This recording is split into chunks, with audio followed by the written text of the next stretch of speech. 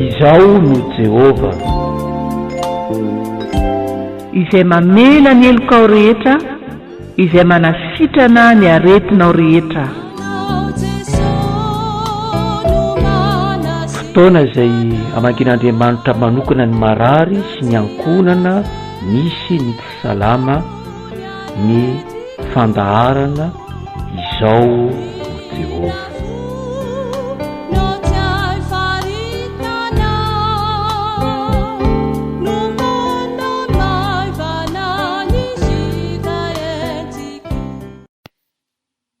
Ry hava-malala ao amin'ny tompo, tonga amin'ny fotoana izay mamitsika loatra isika. Dia ny fotoana izay natokantsika manokana ho an'ny marary sy ny ankonana misy ny tsy salama. Ampitomboina ao aminao mandrak'arivane ny fahasoavan'Andriamanitra ao amin'ny Jesosy Kristy tompontsika sy mpamonjy ilay tiantsika.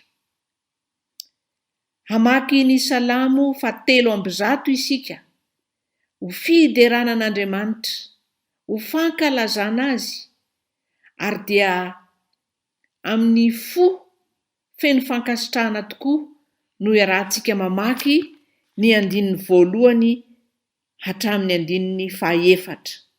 Rehefa vita ny famakitsika ny Salamo, dia mbola hivavaka isika hisaotra an'Andriamanitra, hametraka ihany koa ny fotoana manontolo eo ambanin'ny fitarihan'ny fanamasina.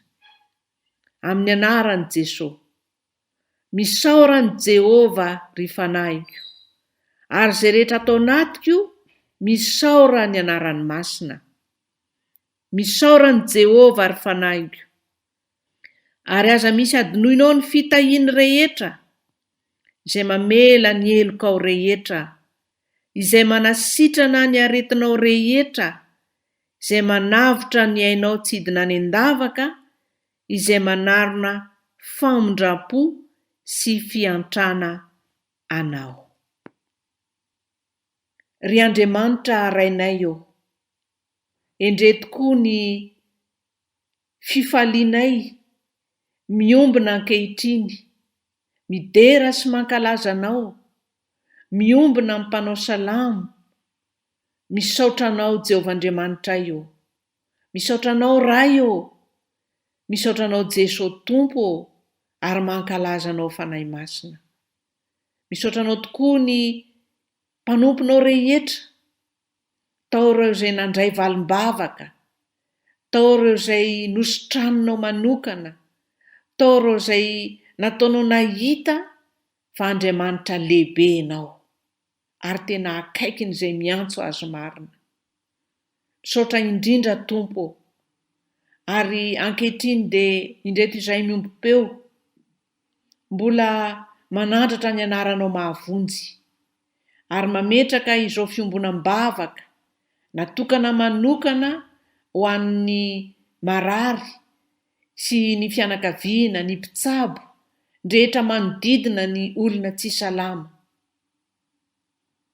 Heniky ny fahasoavanao anie Tompo, ny tsirairay avy, na aiza misy azy, ary tena tsiaro indray amin'ity an'io ity, fa tafahoana aminao.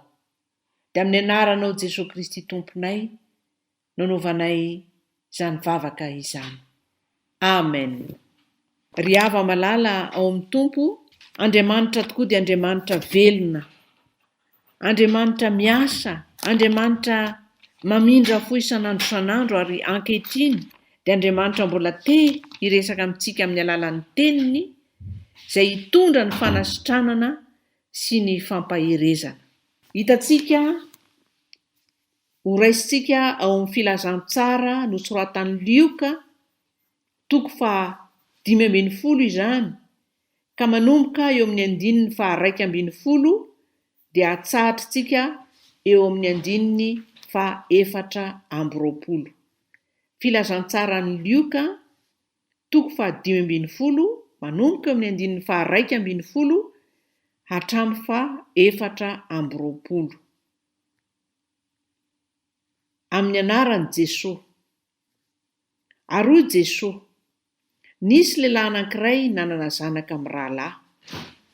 Ary ilay zandriny tamin'indrainy, raiko, omeo ahy ny anjara fananana tokony ho ahy, dia nozarainy tamin'izy mirahalahy ny fananany.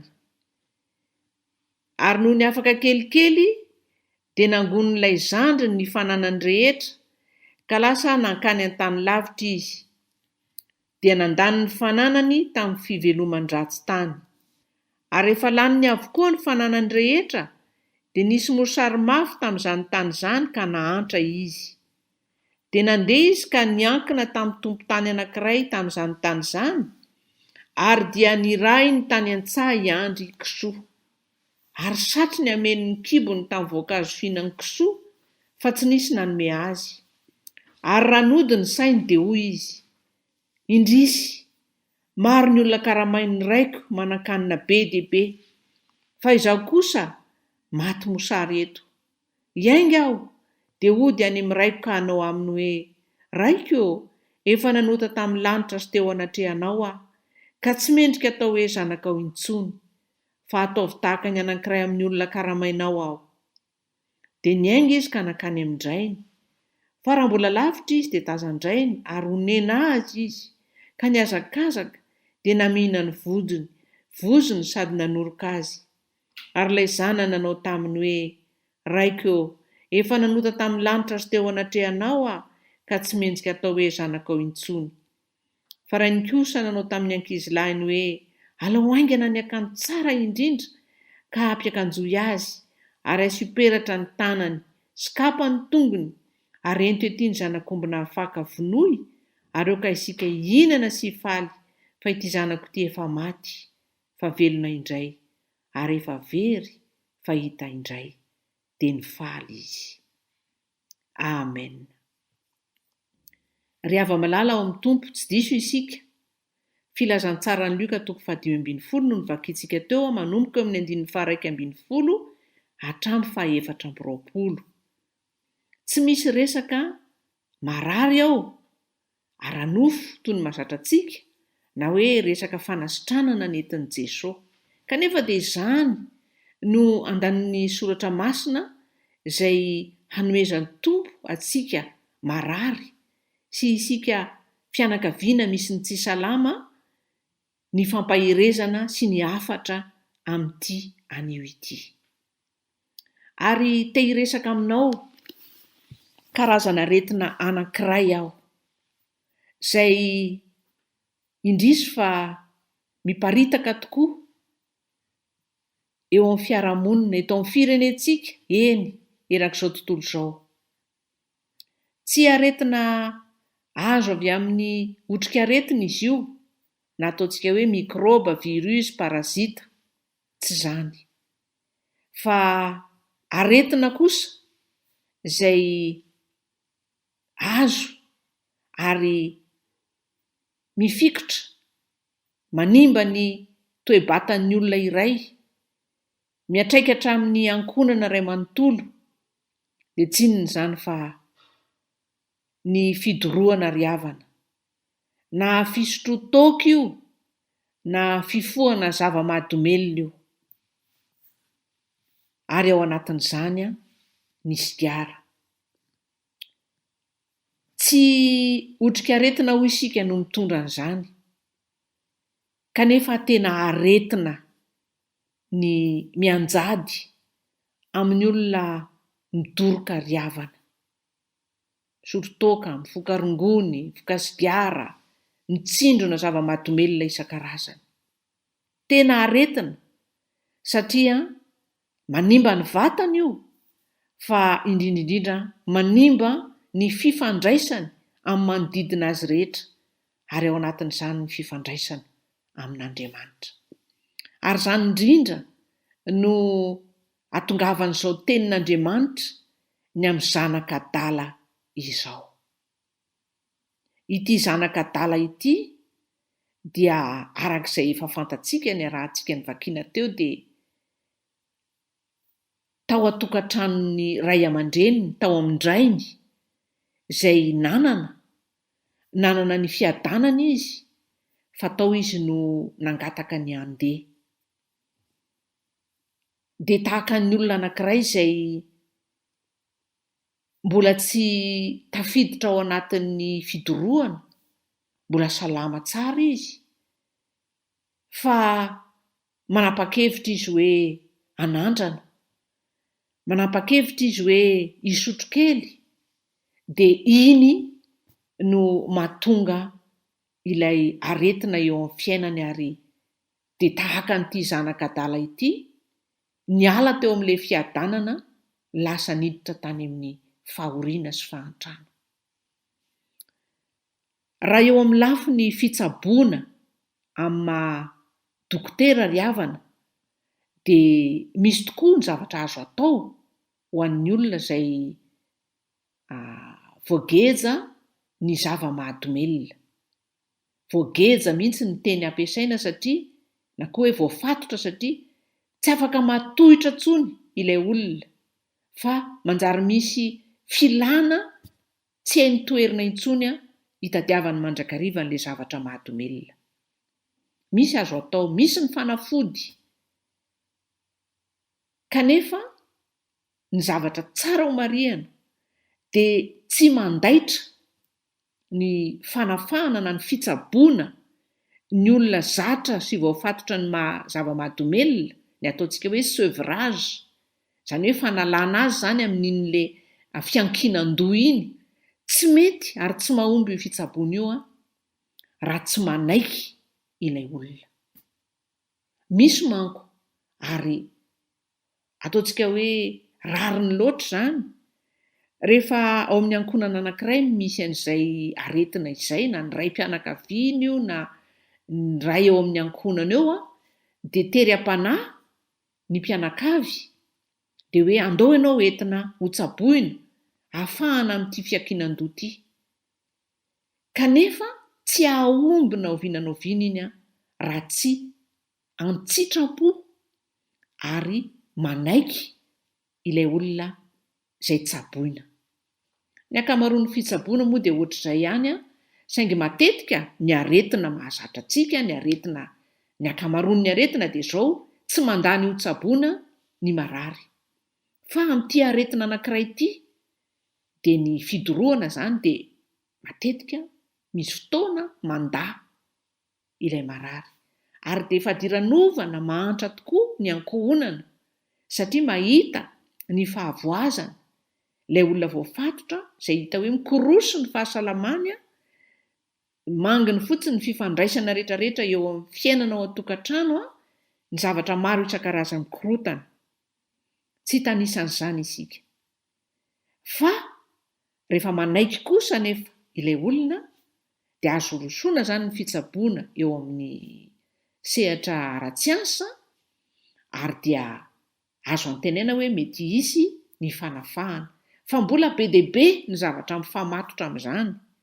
Ny antsika amin'ity anio ity, ato anatin'ity fandaharana izao amin'ny Jehovah ity, dia hiankina indrindra isika amin'ny soratra masina, ary indrindra izay tena hoe andrasana amintsika ankohonana manana olona na ray na anadà na zanaka voafatotry ny zava-mahadomelina.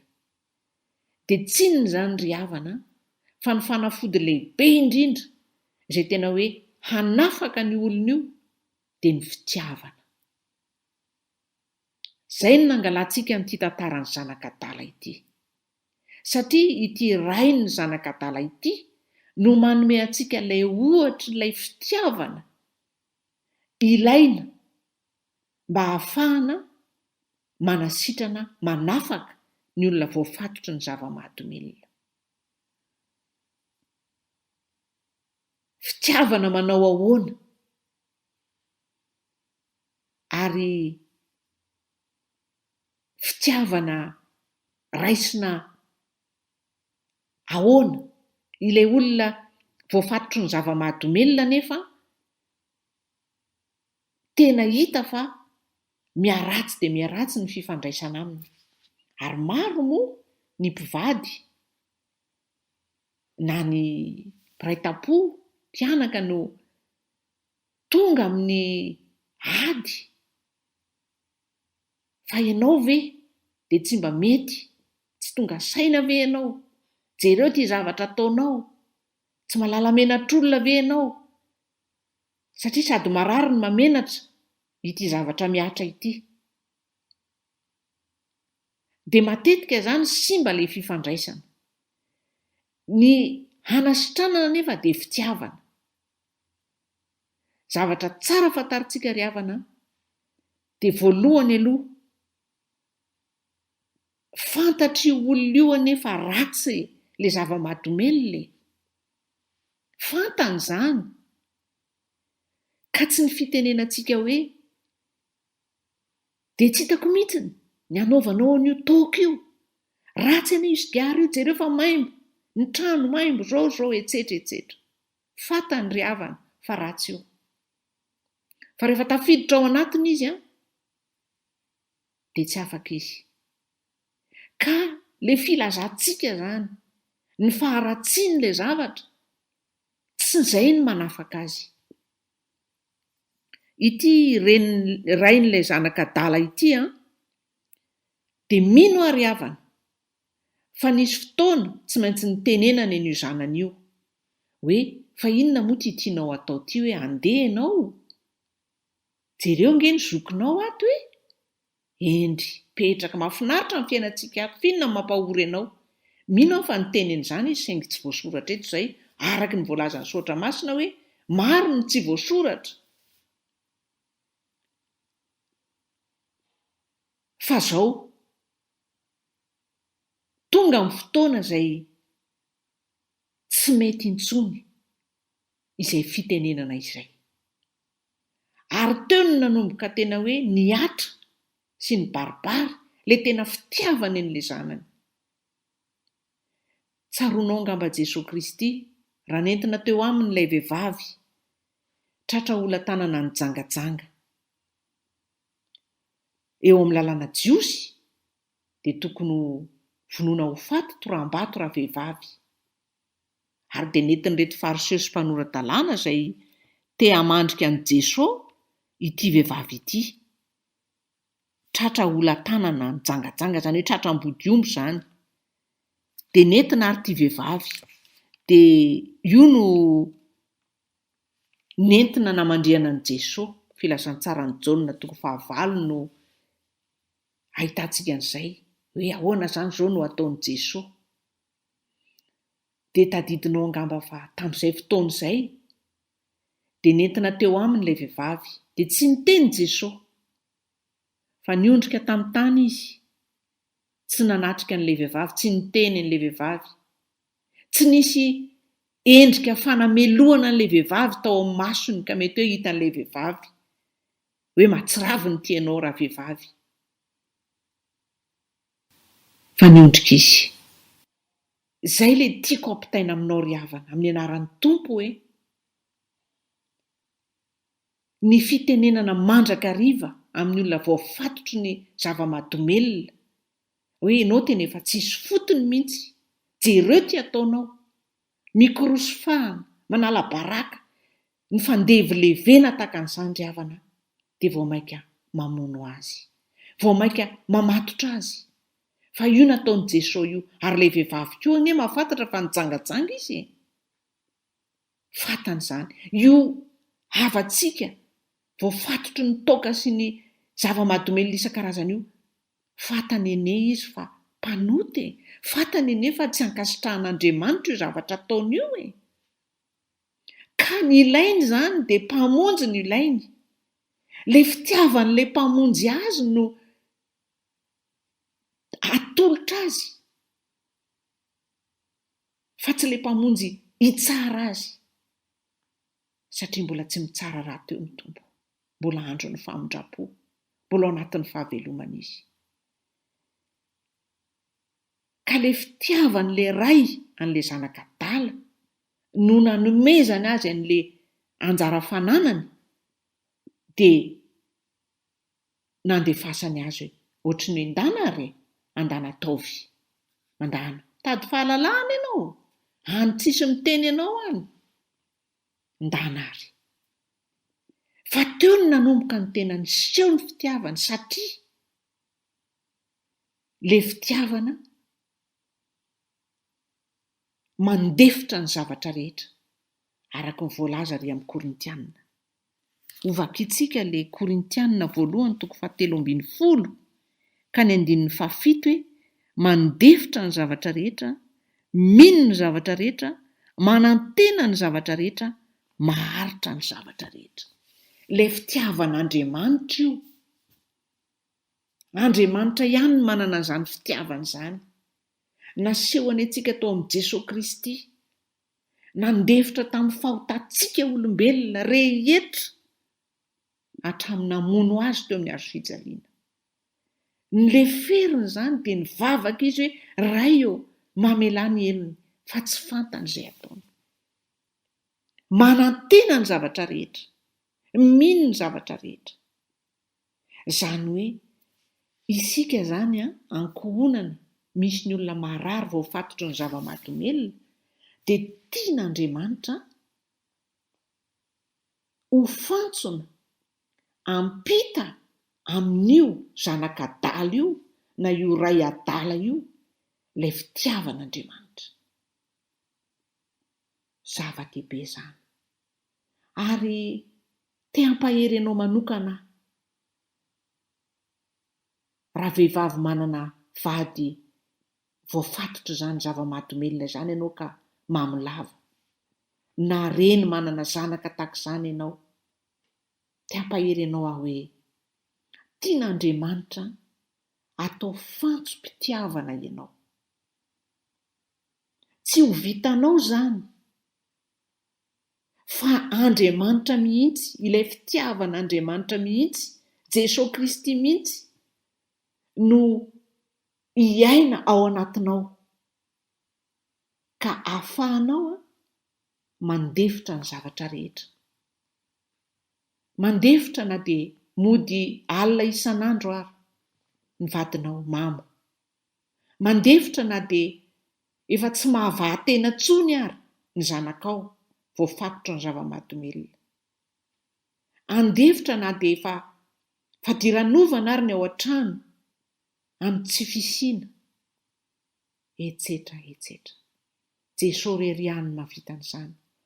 Ary Jesosy velona ao anatin'ny fonao ka mbola tiany io vadinao io ihany, na dia efa tsisy itiavana azy intsony ary. Efa niovana ny endriny ary, ny fihetsiny moa dia efa tsy tenenina intsony. Ka ny tena fitiavana, ilay fitiavan'Andriamanitra, tsy hoe tiako izy satria, fa tiako izy na dia.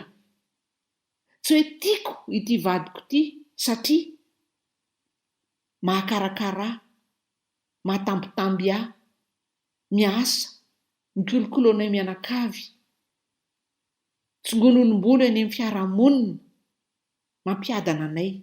Tsia, tsy izay le izy, tsy izay le tena fitiavana.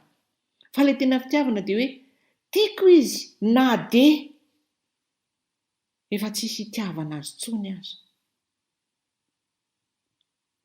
Efa lasa enta-mavesatra izy nefa tiako izy satria izany ny itiavan'Andriamanitra antsika.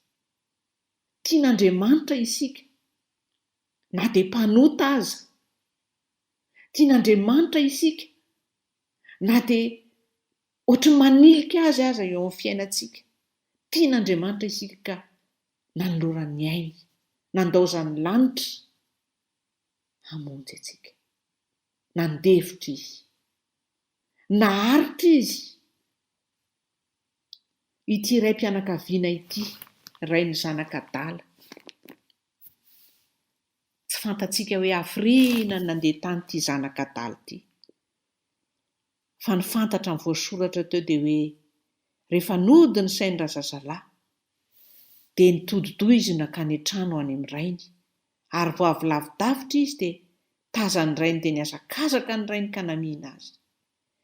Ity rainy ity izany dia nanantena foana fa mbola hiverina ilay zanak'adala ary niandry izy.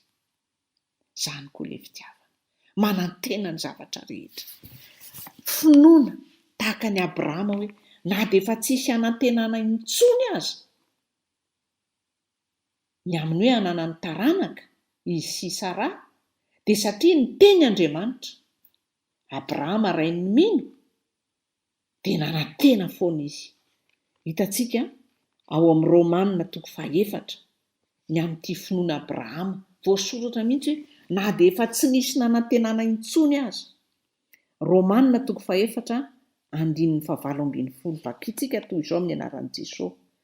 Ary na dia efa tsy nisy nanantenana aza dia nanantena ihany izy ka mino mba ho rain'ny firenena maro araka ny voalaza hoe ho tahaka izany ny taranakao.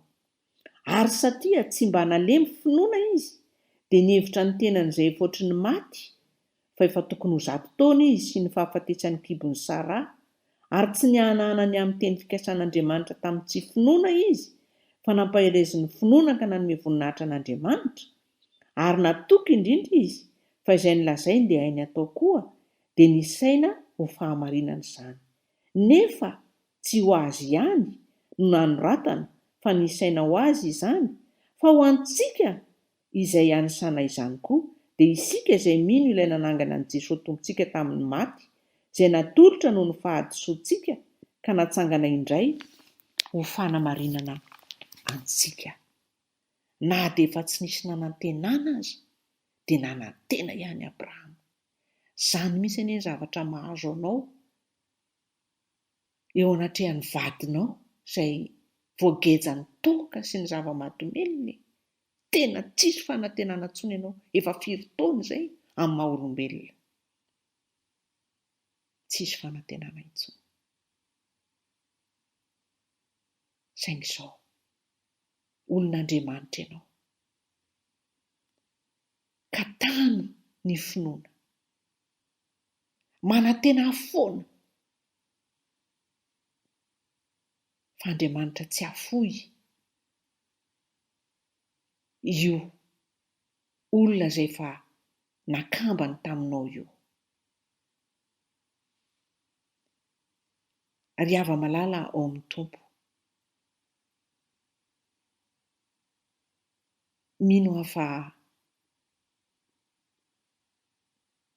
mbola manana fanantenana ianao, matoa ianao miaino an'izao fandaharana izao. Tsy kitoto izany, mety tena ao anatin'ny fahakiviana ianao, mety heverinao ohatran'ny hoe efa fahazarana fotsiny hoe tonga ny lera dia alefaso ilay radio enoana ny zaon'i Jehova izay manasitrana anao. Fa matoa ianao miaino dia tsy kitoto, tsy kisendrasendra izany. Fa tian'Andriamanitra ampiorenina ny finoanao, ary tian'Andriamanitra omena toka ianao fa ren'Andriamanitra ny fitarainanao. Hitan'Andriamanitra ny fitiavana ao anatin'ny fonao. Raha mbola tao anatin'ny fahatsarany io vadinao io, dia tia azy ianao. Kanefa ankehitriny izy ao anatin'ny faharatsiany, dia mbola eo ihany ianao. Avelao Andriamanitra hiasa eo amin'ny fiainanao, angatao amin'Andriamanitra ilay fitiavana tahaka ny nananan'ilay rainy zanaka dala, dia ilay fitiavan'Andriamanitra izany. Fitiavana mahari-po, fitiavana mandefitra, fitiavana mino sy manantena ny zavatra rehetra amin'ny faharetana. Dia ho hitanao ny voninahitr'Andriamanitra. Ary ho tahaka ny ray ny zanaka dala io ianao. Eny, hiteny ianao hoe efa maty fa velona indray, very fa hita indray, dia hifaly ianao. Ho voninahitr'Andriamanitra. Amen. Hivavaka isika. Ry Andriamanitra rainay io, rainay tsara indrindra amin'ny alalan'i Jesosy Kristy tomponay sy mpamonjy anay. Endre ny herin'ny teninao, endre ny hamaminy ny fitiavanao. Tianay tokoa ianao, na dia mpanota ary izahay. Ary tsy misy ota kely sy ota lehibe ao anatrehanao, fa rehefa ota dia samy tsy ankasitrahanao. Ary na dia tsy manana zavatra mahadomelina mamatotra anay ary izahay, izay mihevitra anay ho tsara, ny masonao tahaka ny lelafo, ny fahamasinanao tsy takatry ny eritreritra, dia mampiseho fa maloto ihany izahay. Tahaka ny lamba miosindra ho ianao ny fahamarinan'ny olona eo anatrehan'ny fahamasinanao. Koa miaika izahay fa ny fitiavanao sy ny fahasoavanao no matohitra ao anay, manarona anay isan'andro isan'andro, manantena anay fa anaiky hositranonao, hiverina aminao. Ary izany koa Tompo no anaovanay vavaka ho an'ireo rehetra izay voageja sy voafatotry ny zavatra mahadomelina, toaka isan-karazany, ny rongony isan-karazany, sigara, eny Tompo, izay mety ho fahazarana, manandevo, ka sady manimba fahasalamana, no manimba ny fifandraisana eo amin'ny ankohonana iray manontolo, indrindra moa Tompo, analavirana anao. Mangataka ho azy ireny izay Jesosy, mamela tokoa ny elony, ary ataovy hitany eo amin'ny fiarahamonina misy azy, indrindra ny fianakaviany, ny fitiavanao, ny fanantenanao fa mbola hiverina izy, ody ny sainy, ary dia ho tanteraka ny fifalian'ny ankohonana mpianakavy. Dia amin'ny anaranao Jesosy Kristy Tomponay, mpamonjy anay, mahefa ny zavatra rehetra ilay tianay hatramin'ny farany, nanaovanay izany vavaka izany. Amen. Ry hava-malala ao amin'ny Tompo, ny fotoanantsika iombonana eto amin'ny onjam-peo no mifarana ankehitriny, fa eo anilanao mandrakariva ny Tompo. Eo anilanao izay mety mandalo zavatsarotra isan-karazany. Eo anilanao izay mahatsiaro ny fitiavany ka te-hidera azy, dia manarana fo ry havana, fa Andriamanitra dia tia ny miserasera amintsika olony. Afaranantsika ary ny fotoana iombonana amin'ity anio ity, dia raha sitrapon'Andriamanitra amin'ny heriny anio indray dia hisy ny fotoana izay iombonantsika, isaorantsika azy amin'ny fitahiny sy ny famondrapony rehetra, ary mbola hanavaozantsika hatrany ny fiainantsika eo aminy. Tononona amin'ny anaran'i Jesosy ary ho tanteraka aminao sy ny ankohonanao ane izao tsodrano masina izao. Hitahy anao anie Jehova, ka hiaro anao. Ampamirapiratra ny tavany aminao anie Jehova, ka hamindra fo aminao. Hanandratra ny tavany aminao anie Jehova, ka hanome anao fiadanana. Amin'ny anaran'ny Ray sy ny Zanaka sy ny Fanahy Masina. Amen. Finaritra ry havana.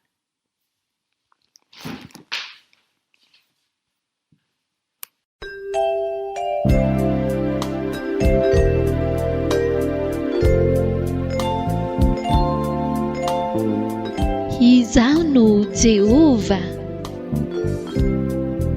Fandaharan'ny radio vaovao Mahasoa, iandreketan'ny mpanompon'Andriamanitra, Rajona Rizon Pascal Lamivady.